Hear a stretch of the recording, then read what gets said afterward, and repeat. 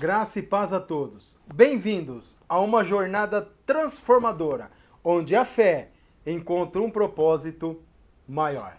Neste vídeo, vamos explorar a vida cristã e como ela pode impactar positivamente as nossas vidas. Vou deixar alguns tópicos aqui para vocês terem uma verdadeira vida com Cristo. Assista até o final, pois esse assunto é muito edificante. Ah, e não esqueça de se inscrever aqui no canal, curtir e compartilhar esse vídeo. Vamos lá? A vida cristã é uma jornada única, onde o amor, a esperança e a compaixão se entrelaçam para construir uma trajetória de significado e transformação. E seja por inexperiência, por conveniência ou mesmo por dificuldades, muitos não dão a devida atenção ao desenvolvimento prático de sua fé em Cristo. Talvez porque tem uma carga prática maior do que a teoria teológica, ou talvez por qualquer outros motivos. Porém, a evolução da nossa espiritualidade é muito mais do que uma leitura bíblica e uma oração. É sobre fazer essa leitura e essa oração desaguar em todos os aspectos da vida, para tornar-se um verdadeiro discípulo de Jesus. E essa é uma matéria que não se pode ignorar. E sabendo disso, Cristo disponibilizou seu Santo Espírito para que possamos crescer em graça, sabedoria, santidade e caráter. E para que através do Evangelho consigamos amar a Deus. E através de Deus amar os outros. E através dos outros ser igreja. E unindo tudo isso, ganhar significado e propósito. E perceber o cotidiano se transformar em uma vida cristã. Mas a vida cristã, ela tem um início. A vida cristã, ela tem dois lados. O lado de Deus e o lado do homem. E ela começa no lado de Deus. Na verdade, começou antes da fundação do mundo, cujo papel é absoluto na obra de Cristo, onde o Senhor concedeu a salvação e assim nos proveu sua parte do pacto no processo de conversão à vida cristã. Então, a parte concedida por Deus na aliança é a parte que o ser humano não poderia realizar para participar do plano de salvação. Vamos ver o que a palavra diz. Porque Deus amou o mundo de tal maneira que deu seu Filho unigênito para que todo aquele que nele crê não pereça, mas tenha a vida eterna. João 3,16. Ou seja, Cristo fez por nós aquilo que não poderíamos fazer por nós mesmos. Na outra ponta da aliança está o ser humano, que a partir de um gesto de livre vontade, decide viver em obediência e fé, convertendo-se a Cristo para ser totalmente dependente de Deus. O chamado do Criador a essa conversão é para toda humanidade. E quando alguém o atende, dá-se início a uma transformação que durará a vida toda. Tomará a vida inteira, começando no nosso interior. Para que assim, como Jesus converteu água em vinho, esse mesmo Jesus converta a nossa natureza. E 4 pontos são essenciais para iniciar a sua vida cristã: o arrependimento, a conversão, a fé em Jesus e o batismo. Essa é a porta para a vida cristã. Certo? Completei esses requisitos. E agora? Como posso ser um cristão verdadeiro? Vamos para alguns tópicos que vamos viver durante essa caminhada. Primeiro tópico: o companheiro. Vamos precisar de um companheiro nessa caminhada. A vida cristã não se limita apenas ao ato da conversão, que é de fato a largada de uma longa corrida. Jesus afirmou que é o caminho, a verdade e a vida. Conhecer a Cristo, acreditar em seu sacrifício e decidir viver com Ele é a largada para conhecer a verdade e sair da escuridão. E embora haja aflições e o coração humano seja enganoso, o Senhor intervém na caminhada, orientando os nossos passos. Por meio do Espírito Santo, somos atendidos em todo o trajeto. E por esse Espírito podemos permanecer no caminho, na certeza de que na pessoa do Espírito Santo temos um companheiro para cumprir o percurso e chegar ao destino. Olha o que a palavra de Deus nos diz. Nos selou como sua propriedade e pôs o seu Espírito em nossos corações como garantia do que está por vir. 2 Coríntios 1:22. Segundo tópico, práticas da vida cristã. A vida cristã exige algumas práticas nessa caminhada. Uma vez conhecida a verdade e traçado o curso em direção à vida eterna, é preciso dar passos firmes e certos ao longo do caminho. Isso pode auxiliar o nosso crescimento e a nossa maturidade. O Espírito Santo atua no homem como força motora, mas é responsabilidade do homem caminhar e resistir a tentações no meio do caminho. Não é tarefa fácil e envolve leitura bíblica e oração para produzir uma vida espiritual prática. Além disso, Deus é quem dá o crescimento. Logo, não há como crescer sem estar em contato com Ele. E é no diálogo que temos esse contato.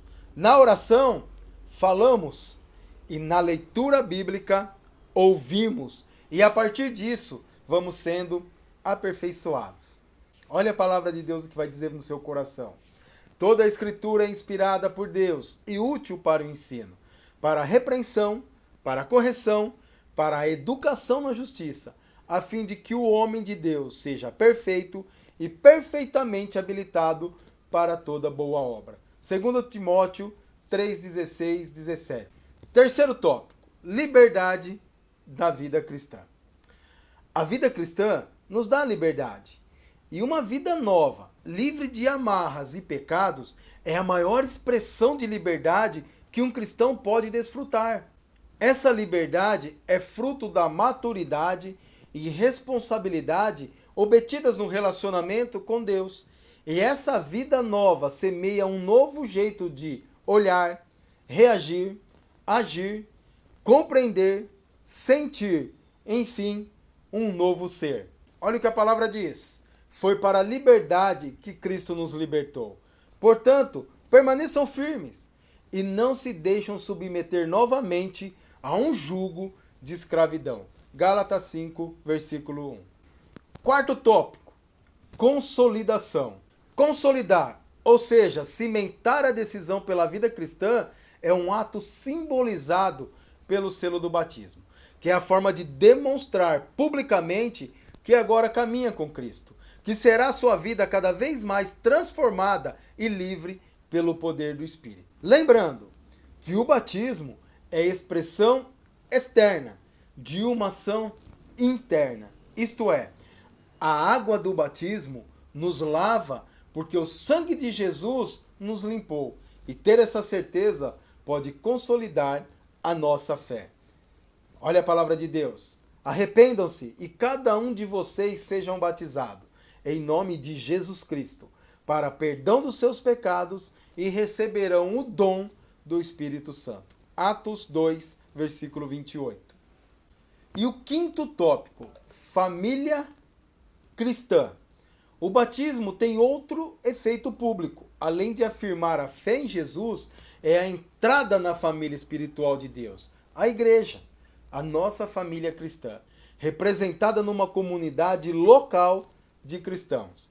Jesus definiu que sua família é constituída de todos os que fazem a vontade do Pai, onde ele é o primogênito entre muitos irmãos. O recém-nascido, ele terá na igreja, que é o corpo de Cristo, uma família para compartilhar a vida. É uma fonte de abrigo, alimento e afeto. E aí a palavra de Deus diz assim, ó: porque qualquer que fizer a vontade de meu Pai que estás nos céus, esse é meu irmão, irmã e mãe. Mateus 12, versículo 50. Sexto tópico, transformação contínua do caráter. É da natureza humana entrar em zonas de conforto. Portanto, É até esperado que a vida cristã, assimilada pela rotina, possa ficar apática e fria. Porém, tendo em vista a importância da regularidade da oração e leitura da palavra, é muito importante não deixar que a vida cristã ganhe status de hábito entediante, muito menos de obrigação. A vida cristã, em certa medida, é um hábito, pois é cultivada pelo poder de rotinas espirituais, oração, leitura e meditação nas Escrituras, jejum e caridade que emanam da essência de Deus e projetam o caráter de Cristo em nós. O aprimoramento do caráter vem dessa forma litúrgica de encarar a vida. E aí a palavra de Deus nos diz: no demais, irmãos meus, fortalecei-vos no Senhor e na força do seu poder. Revesti-vos de toda a armadura de Deus, para que possais estar firmes contra as astutas ciladas do diabo. Porque não temos que lutar contra a carne e o sangue, mas sim contra os principados, contra as potestades e contra os príncipes das trevas desse século, contra as hostes espirituais da maldade nos lugares celestiais. Efésios 6:10. E sétimo tópico: missão. Por último, e consequência dos anteriores, temos a missão, pois todo aquele que busca viver em submissão a Deus, na verdade está sobre uma missão dele. No Éden, lá em Gênesis, o ser humano ele recebeu a ordem de cultivar o jardim e assim espalhar o Éden pela terra. Lá o homem ele tinha uma missão. Deus ele passou uma missão para esse homem, que era para esse homem cultivar. Portanto, a missão é buscar o reino de Deus e levá-lo para a terra e aos outros. Assim como outrora o jardim foi cultivado pelo serviço humilde do homem, que estava a cargo do cuidado das relações humanas e da natureza. Hoje o jardim é o coração de cada pessoa. E novamente Deus chama o ser humano para cultivar e guardar, semeando humildemente o reino de Deus revelado em Jesus. E a palavra de Deus: mas buscai primeiro o reino de Deus e a sua justiça, e todas essas coisas vos serão acrescentadas. Mateus 6, versículo 33. E concluindo, a vida cristã não é isenta de desafios, mas a fé oferece esperança e fortalece a capacidade de enfrentá-los com coragem. Às vezes, a jornada requer renúncias, mas é através dessas escolhas que crescemos espiritualmente. A vida cristã nos transforma interiormente, permitindo que nós tornemos agentes de mudança positiva em nosso mundo. A jornada da vida cristã é uma busca contínua por um propósito maior, encontrando significado na conexão com Deus e com os nossos semelhantes. A vida cristã se revela em cada ato de amor e generosamente para com os outros. A vida cristã é uma jornada de fé, esperança e amor que transforma indivíduos e comunidades inteiras. E que consigamos encontrar inspiração em nossa fé, buscando sempre viver de acordo com os ensinamentos do nosso Senhor e Salvador Jesus Cristo. Obrigado por se juntar a nós nessa jornada transformadora. Que a paz e o amor de Deus estejam sempre com vocês, aonde vocês estiverem. Deus os abençoe. Amo vocês. Não esqueça de se inscrever aqui no canal, curtir e compartilhar esse vídeo. Beijo no coração.